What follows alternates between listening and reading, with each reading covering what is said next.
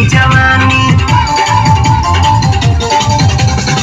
कहला इतना बेहाल भइल बानी कहीं करौना में लिख दी जवानी देखिए के हम के मन जला डोली मन जला डोली मन जला डोली। अरे बोला ये जहाज बुकिंग काल होई कि ए मुखिया जी ए मुखिया जी ए मुखिया जी मन होखे तो बोली नहीं तो रउआ खाई बरदास वाला गोली गोली।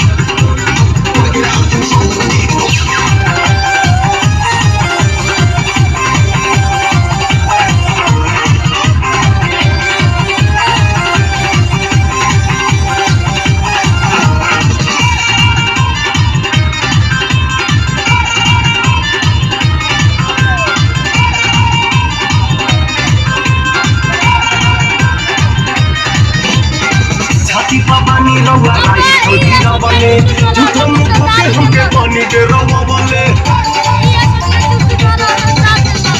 छाती पानी रउआ आई छोटी न बने झूठो मुखो के हमके पानी दे रउआ बोले संग में मनावे रउआ चाहिए रंगोली ये जी चाहिए रंगोली। अरे बोला एक कबूतर नीचे चरबू के ऊपर। ए मुखिया जी ए मुखिया जी ए मुखिया जी मन होखे तो बोली नहीं तो रउआ खाई बरदास वाला गोली गोली।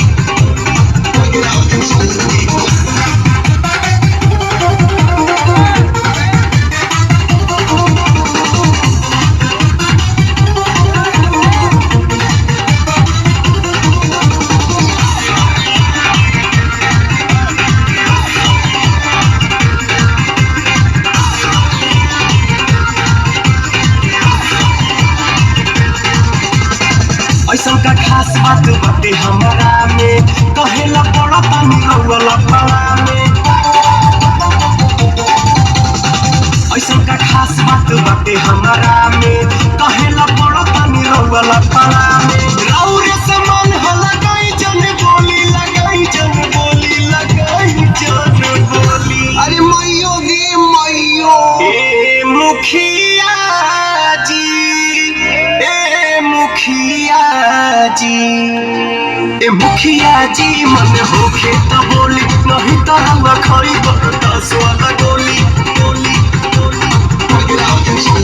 काहे के टकिए निहार तानी चोली निहार तानी चोली निहार तानी चोली। अरे बोला ए रानी डीजल पिएबू की पानी। ए मुखिया जी ए मुखिया जी ए मुखिया जी मन होखे तो बोली नहीं तो रउआ खाई बरदास वाला गोली। ए मुखिया जी मन होखे